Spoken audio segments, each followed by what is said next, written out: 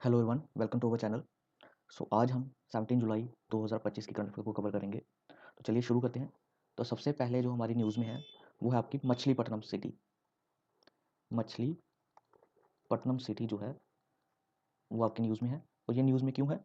क्योंकि अभी ये बहुत समय से जो मछलीपट्टनम सिटी टाउन था ये डेड पड़ा हुआ था। तो अब इसको क्या किया जा रहा है, इसमें ये कोस्टल टाउन है। ये क्या है? कोस्टल टाउन है, जिसकी वजह से ये इंपॉर्टेंट सिटी बन जाती है, इंपॉर्टेंट टाउन बन जाता है। क्योंकि आप यहाँ पे जो है वो पोर्ट जो है, सी पोर्ट जो है वो क्रिएट कर सकते हो। तो अभी उन्हीं सी पोर्ट को क्या किया जा रहा है, रिवाइवल किया जा रहा है इस सिटी में। तो ये जो आपका मछलीपट्टनम है इसको आप मसूलीपट्टनम के नाम से भी जानते हैं। मसूलीपट्टनम। और ये आपका पाया जाता है जो कृष्णा डिस्ट्रिक्ट है आंध्र प्रदेश की, वहाँ पे ये पाया जाता है। तो कृष्णा डिस्ट्रिक्ट आंध्र प्रदेश में ये टाउन है। और ये प्रोमिनेंट ट्रेडिंग सेक्टर था ड्यूरिंग मेडिवल पीरियड। और ये फेमस है आपका हैंडलूम इंडस्ट्री के लिए, फेमस फॉर हैंडलूम इंडस्ट्री।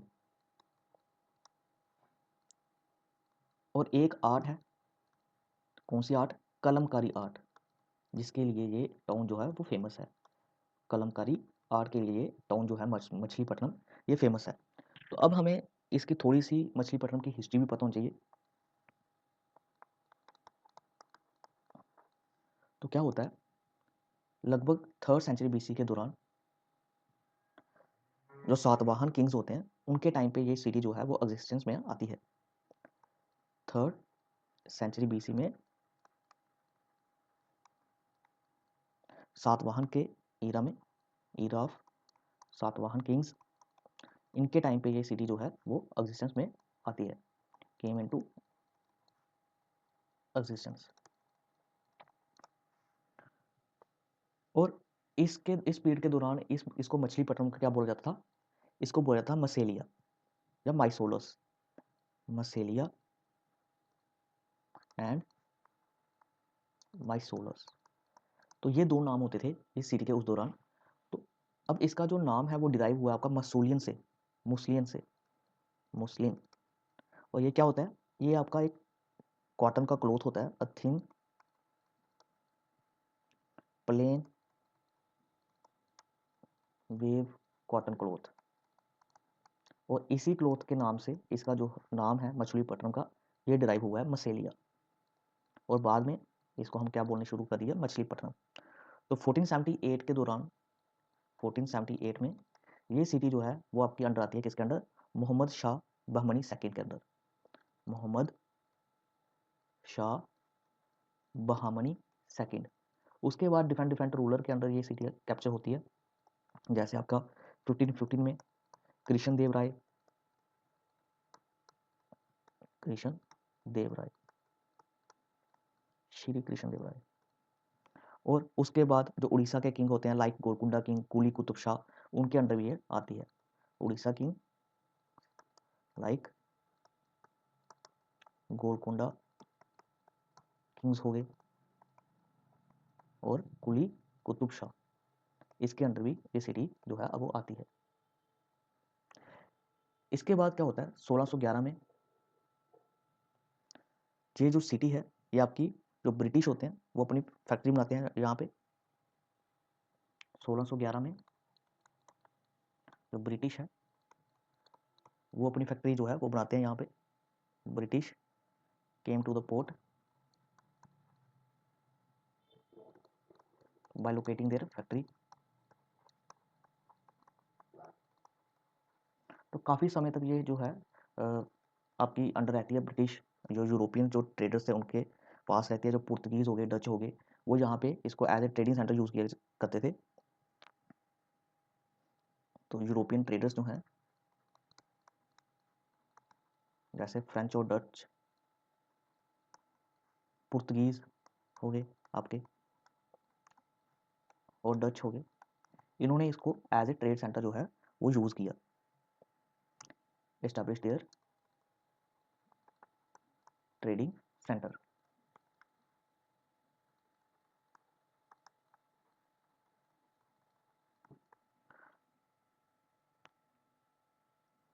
तो जो मसूलीपट्टनम है आपको ये पॉइंट जो है ये इंपॉर्टेंट पॉइंट है। जो मसूलीपट्टनम है ये क्या था? First British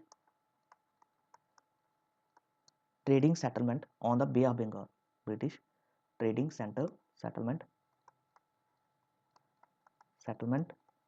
on the bay of Bengal. तो बे ऑफ बंगाल में जो ब्रिटिश की जो फर्स्ट ट्रेडिंग सेटलमेंट थी वो कौन सी सिटी थी? आपकी मसूलीपट्टनम। तो 1686 से लेके 1759 तक यहाँ पे जो सिटी थी ये किसके पास रही है? फ्रेंच और डच के पास। फ्रेंच और डच का कंट्रोल रहा 1686 से लेके 1759 तक। और उसके बाद ये कंट्रोल जो है 1759 में ये आपका किसके पास आ जाता है? ब्रिटिशर्स के पास।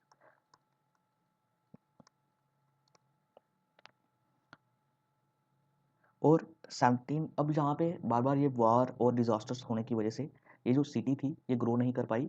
और 1779 में यहाँ पे एक बहुत बड़ा साइक्लोन आता है जिसमें लगभग 20,000 लोग जो हैं वो मारे जाते हैं। और इसके साथ साथ जो डच की फैक्ट्री थी वो भी डैमेज हो जाती है।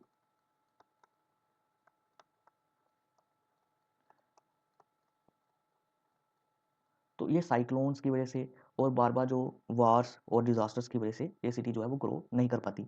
तो ये आपकी कुछ इंपॉर्टेंट जो थी मसूलीपट्टनम के रिलेटेड हिस्ट्री थी उसकी। तो अब आपको जैसे कि आपसे पूछा जा सकता है कि what traditional art form is Machilipatnam particularly famous for. तो किस आर्ट के लिए जो है जो मछलीपट्टनम जो है वो फेमस है? तो ये आपको याद रखना है। जैसे कि मैंने आपको बताया कलमकारी आर्ट के लिए जो है ये फेमस है। तो किस डायनेस्टी ने जो था 3rd सेंचुरी बीसी में जो ये सिटी जो थी ये एस्टेब्लिश हुई थी किस डायनेस्टी के अंदर? सातवाहन डायनेस्टी के अंदर। तो ये कुछ आपको पॉइंट थे मछलीपट्टनम के रिलेटेड, ये आपको याद रखने हैं। नेक्स्ट हमारी जो करंट अफेयर है वो क्या है? Magnetic levitation technology. Magnetic levitation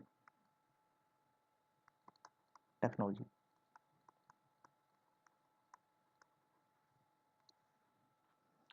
अब ये जो मैगलेव टेक्नोलॉजी है ये क्यों न्यूज़ में है? क्योंकि चाइना ने अभी रिसेंटली सक्सेसफुली जो है टेस्ट किया इस टेक्नोलॉजी को। तो इसके थ्रू क्या होगा? जो ट्रेन्स होंगी वो आपकी जेट से भी ज़्यादा फास्ट हो सकती हैं। ठीक है, तो किसने टेस्ट किया है इसको? आपको याद रखना है चाइना।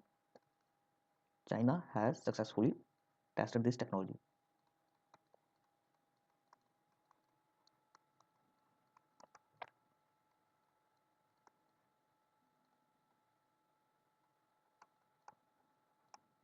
अब होता क्या है?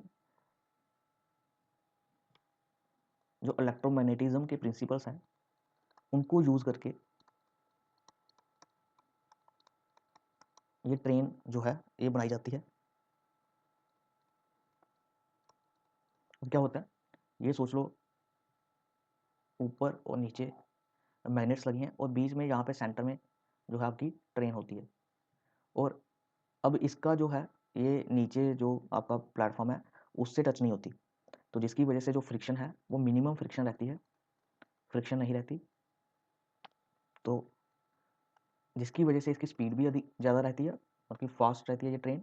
और इसके साथ साथ आप इसको ग्रीन एनर्जी की तरह देख सकते हो। यहाँ पे जो कन्वेंशनल जैसे कि आप कोल वगैरह यूज़ करके जहाँ इलेक्ट्रिसिटी यूज़ करके जो है वो चलाते हो। तो इसमें आपको जो है आप यहाँ पे देख सकते हो ये जो व्हीकल है ये वाला ये फ्लोट करता है। ऊपरी मैग्नेट लगी होती है, नीचे मैग्नेट लगी होती है और बीच में जो ये जो व्हीकल है ये फ्लोट करता है एक किस्म का।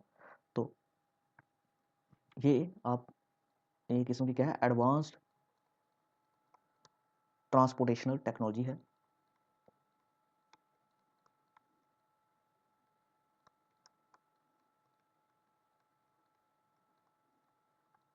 तो इलेक्ट्रोमैग्नेटिक प्रिंसिपल्स के आधार पे इसको जो है वो तैयार किया जाता है इस ट्रेन को।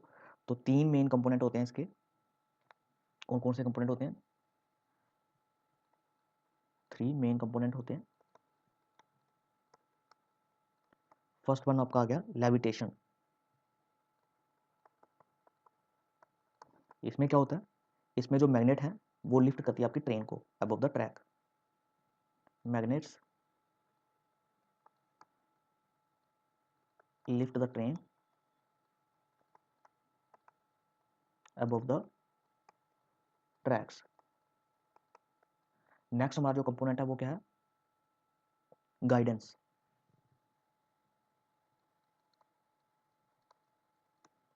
इसमें क्या होता है, इसको जो है इलेक्ट्रोमैग्नेट्स जो है वो ट्रेन को क्या करते हैं, लेटरली स्टेबलाइज करते हैं, और जिसकी वजह से जो ट्रेन है वो सेंटर में जो है फिक्स रहती है।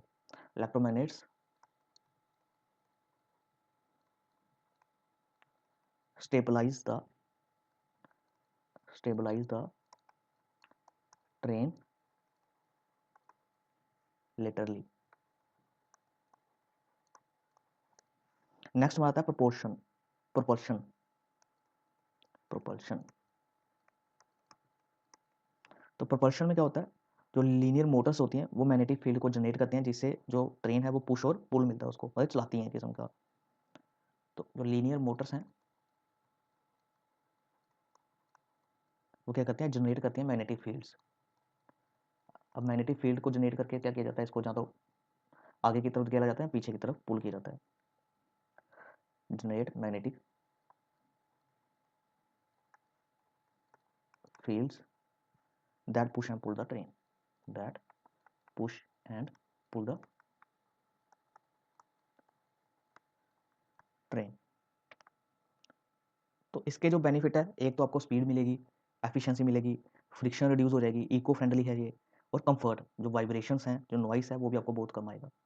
तो ये कुछ इसके बेनिफिट्स थे मैगलेव टेक्नोलॉजी के। तो अभी किसने सक्सेसफुल टेस्ट किया है इसको, चाइना ने। तो इसकी लगभग स्पीड आप 600 किलोमीटर पर आवर की स्पीड से जो ये जो ट्रेन है ये चल सकती है आपकी। तो ये जो आपका कंसेप्ट, जो मैगलेव टेक्नोलॉजी का जो कंसेप्ट आया था, ये अर्ली 1900 में आया था। तो ये कंसेप्ट किसके द्वारा दिया गया था, 1900 में, रॉबर्ट गोडार्ड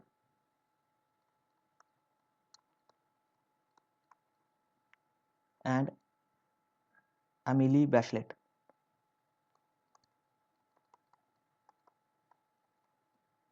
तो इन दोनों का आपको नाम याद रखना है। नेक्स्ट हमारी जो करंट अफेयर है वो क्या है, क्वांटम नॉइस। Quantum noise. अब रिसेंटली जो रिसर्चर है हमारे रमन रिसर्च इंस्टीट्यूट के, उन्होंने डिस्कवरी की है कि जो क्वांटम नॉइस है वो सिर्फ डेट्रीमेंटल नहीं होता क्वांटम सिस्टम को, उसका हम क्या कर सकते हैं, कुछ वक्त के लिए हम उसको बेनिफिशियल भी रहता है, वो कुछ सिचुएशन के लिए जो है ये क्वांटम नॉइस जो है वो बेनिफिशियल भी रहता है। तो उसी के रिलेटेड जो है ये डिस्कवरी की गई है। और ये क्वांटम नॉइस होता क्या है, ये अनवांटेड डिस्टर्बेंसेस होती हैं। ये क्या होती हैं, अनवांटेड डिस्टर्बेंसेस होती हैं that effect quantum system, that affect quantum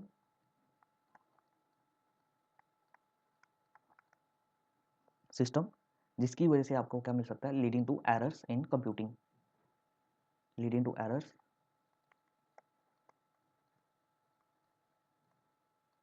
in quantum computation, quantum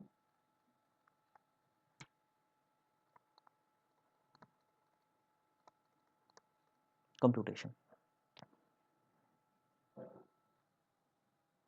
अब ये जो क्वांटम नॉइस है ये आपका अराइज हो सकता है किस किस के थ्रू, वेरियस सोर्सेज हैं, जैसे अगर थर्मल फ्लक्चुएशन होती है उससे भी ये अराइज हो सकता है क्वांटम नॉइस। इसके बाद जो इलेक्ट्रोमैग्नेटिक इंटरफेरेंस होती है उससे, electromagnetic interference, imperfection quantum gates and interaction with the environment. तो ये कुछ जो आपके सोर्सेस हैं जिससे जो है क्वांटम नॉइस जो है वो प्रोड्यूस हो सकता है। तो इसमें जिसकी वजह से क्या होता है, जब आप कंप्यूटिंग करते हो, सोचो कोई कैलकुलेशन कर रहे हो, उसमें क्या आता है, एरर आ जाता है।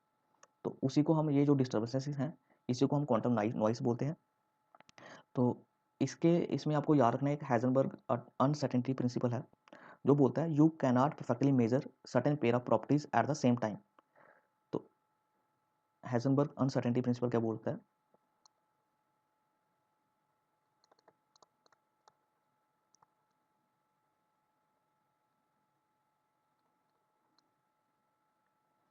Heisenberg uncertainty principal.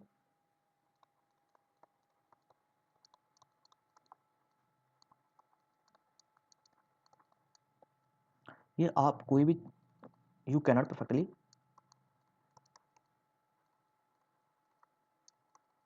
Major certain pair of property, certain pairs of property, जैसे फॉर एग्जांपल क्या हो गया, स्ट्रेंथ होगी या फेस ऑफ ए वेव हो गया, strength and face of wave,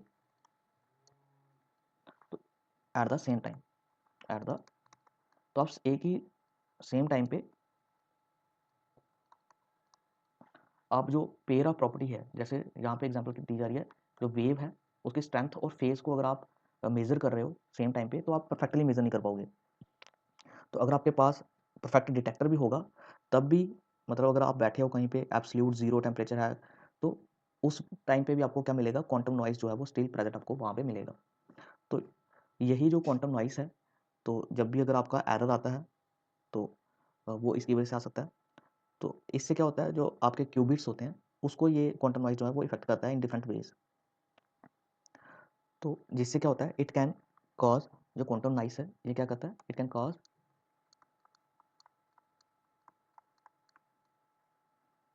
qubits to lose their delicate quantum state. It can cause qubits to lose their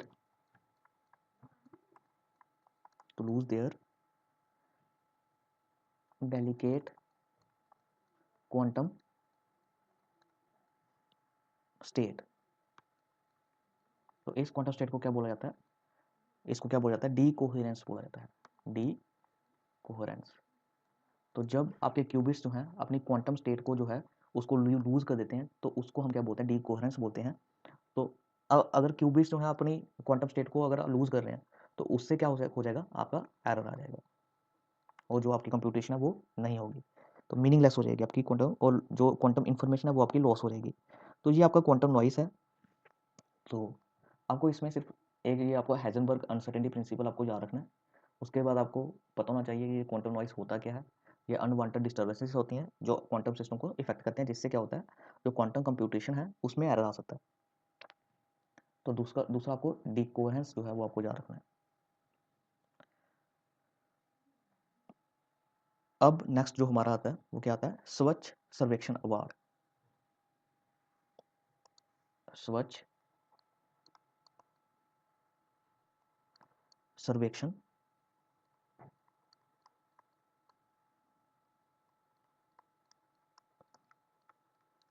award. अब क्या होगा, जो आपका विज्ञान भवन है वहाँ पे एक नेशनल सेरेमनी होगी। कहाँ पे, नेशनल सेरेमनी होगी, कहाँ पे, विज्ञान भवन न्यू दिल्ली में। और इस जगह पे जो हमारे प्रेसिडेंट हैं वो प्रोवाइड करेंगे ये वाले अवार्ड, स्वच्छ सर्वेक्षण अवार्ड।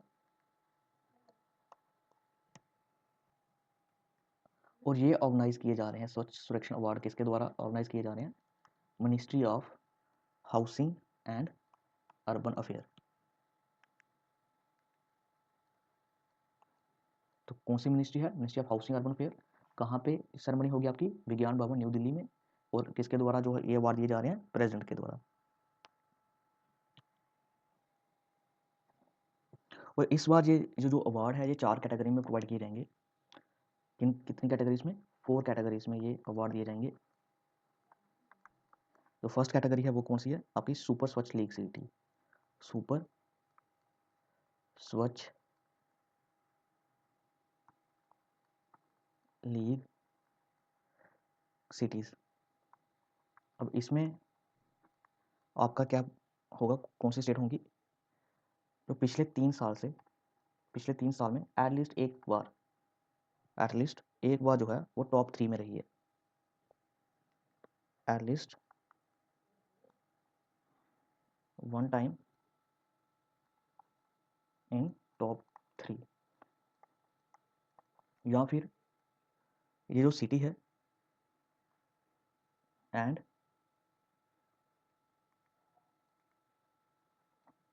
वो क्या है, टॉप 20% जो कि पॉपुलेशन कैटेगरी करंट ईयर की जो पॉपुलेशन कैटेगरी में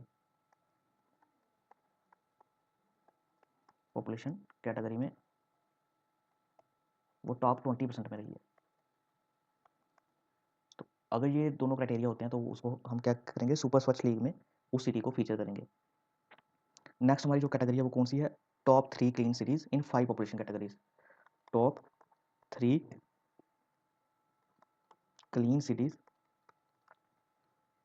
इन 5 पॉपुलेशन कैटेगरीज। अब ये जो 5 पॉपुलेशन कैटेगरीज है ये कौन कौन सी हैं, वेरी स्मॉल सिटीज,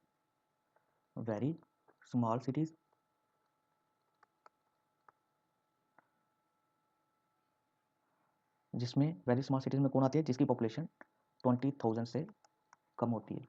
उसके बाद आती है स्मॉल सिटीज जिसकी पॉपुलेशन 20,000 और 50,000 के बीच बीच में है। इसके बाद आती है मीडियम सिटीज जिसकी पॉपुलेशन 50,000 और 3 लाख के बीच में आती है। और इसके बाद बिग सिटीज इसकी 3 और 10 लाख के बीच बीच में, 3 लाख और 10 लाख के बीच बीच में जो पॉपुलेशन है उसको हम बिग सिटीज में जो है कैटेगराइज करेंगे। इसके बाद आती है मिलियन प्लस सिटीज जिसकी पॉपुलेशन जो है 10 लाख से ऊपर होगी, million plus cities greater than 10 lakh. तो ये आपका इसमें इसके साथ साथ आपको 10 पैरामीटर्स होंगे विद 54 इंडिकेटर्स। तो ये इंडिकेटर्स देखे जाएंगे और इसके थ्रू जो है उसको कैटेगराइज किया जाएगा और रैंकिंग जो है वो दी जाएगी। तो ये था आपका स्वच्छ सर्वेक्षण अवार्ड। तो ये आपका किसके द्वारा दिया जाएगा, प्रेजेंट के द्वारा दिया जाएगा। और ministry of housing and urban affair जो है वो इसकी रिस्पॉन्सिबल है स्वच्छ सर्वेक्षण अवार्ड के लिए। और आपको ये याद रखना है, भारत जो स्वच्छता जो 2014 में ओडिया फ्री इंडिया को ओडिया फ्री बनाने का जो टारगेट किया गया उसी के अंदर जो है ये अवार्ड्स हैं। नेक्स्ट हमारी एक स्पीसीज है, गीको स्पीसीज है,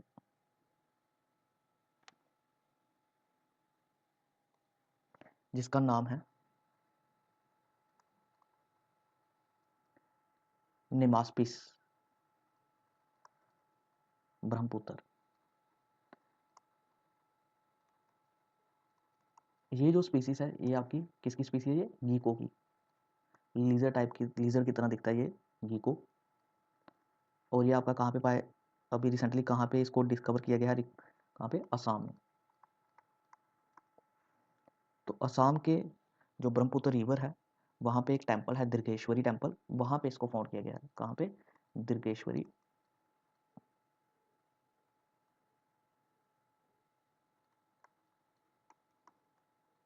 टेम्पल के पास।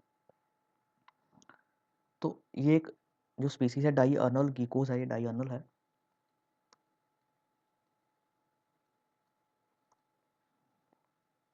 और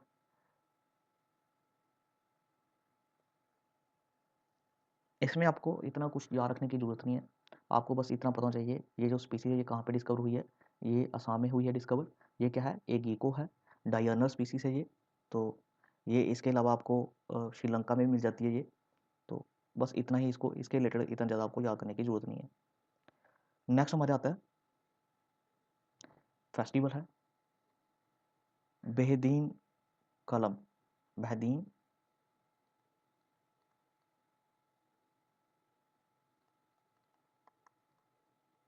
कलम फेस्टिवल। ये कहाँ पे अभी सेलिब्रेट किया जा रहा है आपका, ये आपका सेलिब्रेट किया जा रहा है मेघालय में।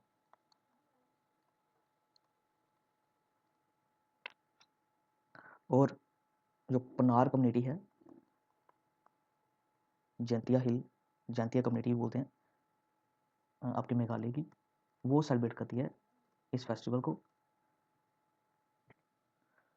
तो ये आपका जो वर्ड है ये आपका डिराइव हुआ है बह दीन। बह का मतलब क्या है, बह का मतलब होता है आपका, इट मीन्स बहदीन का मतलब है to drive away the plague, to drive away the plague. तो इसमें जो है जो, या फिर इसको आप ट्रांसलेट कर सकते हो chasing away the demon of cholera. तो प्लेग जो बीमारी है उसको ड्राइव अवे करने की बात की जाती है। तो it is a festival that seeks to wards off evil spirits, disease, misfortune and invoke blessing for a good harvest and communal prosperity। तो यहाँ पे जो evil spirits है उसको ड्राइव अवे करने की के फेस्टिवल मनाया जाता है। जो डिजीज हो गई, मिसफॉर्च्यून हो गई, उसको क्या किया जाता है, इसको इसमें वार्ड ऑफ किया जाता है। और गुड हार्वेस्ट के लिए जो है वो ब्लेसिंग दी जाती है इस फेस्टिवल में। तो ये फेस्टिवल आपका कहाँ पे मनाया जाता है, आपका मनाया जाता है मेघालय में। और 3 दिन तक ये जो फेस्टिवल है इसको मनाया जाता है। और किसके द्वारा मनाया जाता है, पनार कम्युनिटी जो है इसके द्वारा ये जो है मनाया जाता है। तो इसके बाद आपको, और किस मंथ में, हर महीने जो एनुअली जुलाई मंथ में इसको मनाया जाता है बाय द जंती ट्राइब्स या फिर पनार कम्युनिटी। तो ये आपको याद रखना है। नेक्स्ट हमारा जो आता है वो है प्राइम मिनिस्टर प्रोफेसरशिप स्कीम।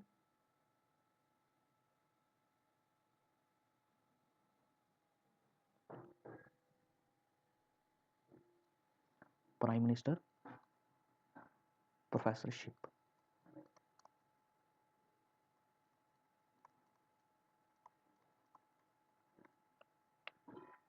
तो अभी रिसेंटली जो अनुसंधान नेशनल रिसर्च फाउंडेशन है, अब ये जो पीएम प्रोफेसरशिप स्कीम है, जो आपका अनुसंधान नेशनल रिसर्च फाउंडेशन है उसने अनाउंस की है ये वाली स्कीम। किसके द्वारा, अनुसंधान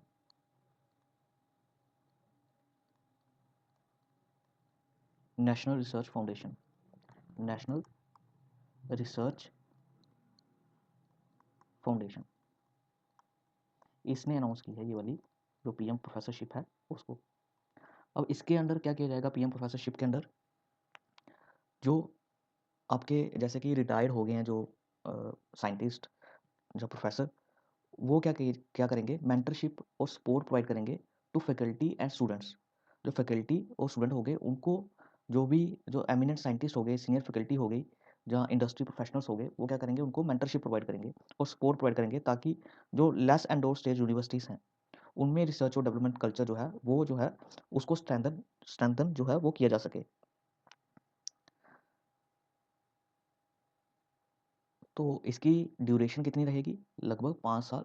बेस्ड ऑन द परफॉर्मेंस जो है वो इवोल्यूशन की जाएगी, परफॉर्मेंस इवोल्यूशन की जाएगी एक्सपर्ट कमेटी के द्वारा। तो उसके आधार पे जो है इसका जो ड्यूरेशन रहेगी वो 5 साल की रहेगी। तो क्या किया जाएगा, to provide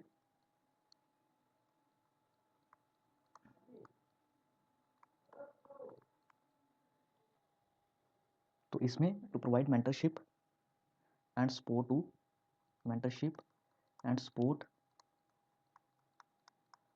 to faculty and students, faculty and students in less endowed, in less endowed state universities, state universities, ताकि उनको प्रोवाइड की जाएगी ताकि क्या हो सके, जो रिसर्च और डेवलपमेंट कल्चर है वो जो है उसको बढ़ावा मिल सके। तो नेक्स्ट हमारा ड्यूरेशन कितनी, लगभग 5 साल।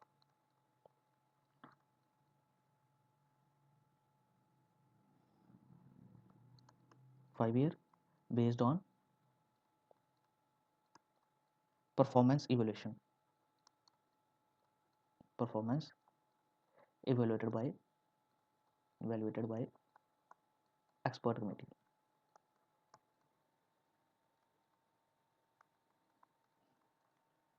तो एज लिमिट जो है वो आपको मेंशन की जाएगी। और फंडिंग सपोर्ट कितनी प्रोवाइड की जाएगी,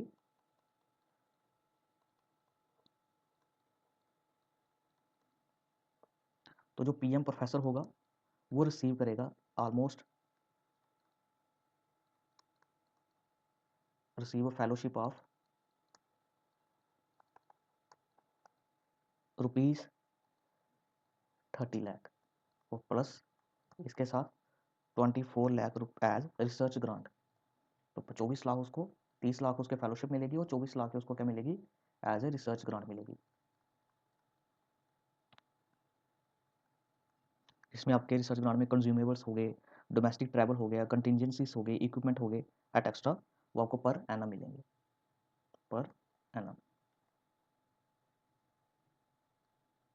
और इसके साथ साथ एक फिक्स अमाउंट मिलेगी 1 लाख रुपए पर ईयर ओवरहेड। इसके साथ क्या मिलेगा? An overhead of a fixed amount of 1 lakh rupees per year, 1 lakh per year. तो ये आपकी फंडिंग सपोर्ट रहेगी। तो एलिजिबिलिटी क्राइटेरिया जैसे मैंने आपको बताया कि जो सुपर एनोटेटेड, जो रिटायर्ड फैकल्टी होगी, जो साइंटिस्ट होंगे रिप्यूटेड इंडियन इंस्टीट्यूशन से, रिसर्च लेबोरेटरी से या फिर प्राइवेट इंस्टीट्यूशन से, वो जो है वो एलिजिबल हैं इसको अप्लाई करने के लिए। Super annotated annotated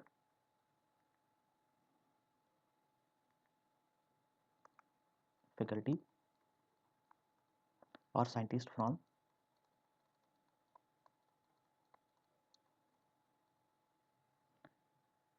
reputed Indian institutions,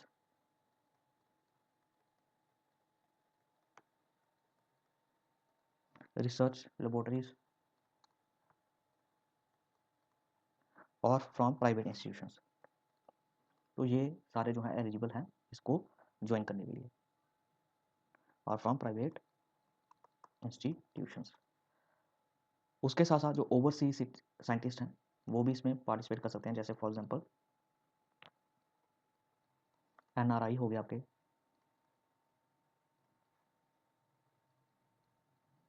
person of Indian origins हो गए, या फिर ओवरसीज सिटीजन जो हैं वो आपके जो है वो भी अप्लाई कर सकते हैं स्कीम में।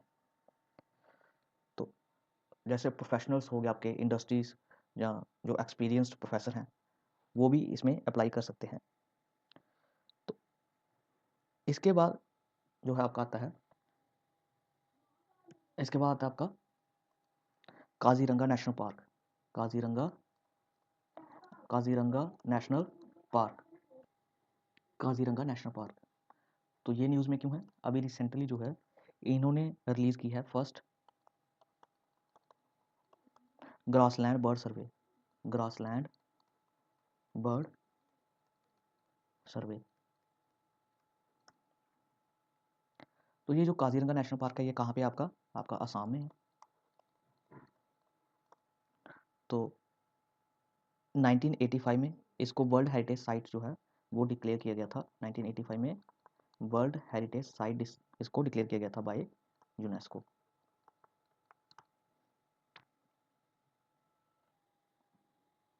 तो यहाँ पे जो है एक रिवर रिवर दिफालू, कौन सी रिवर? दिफालू, जो कि ट्रिब्यूटरी है आपकी किसकी? ब्रह्मपुत्र रिवर की। तो ये फ्लो करती है इस नेशनल पार्क से, flow in this national park.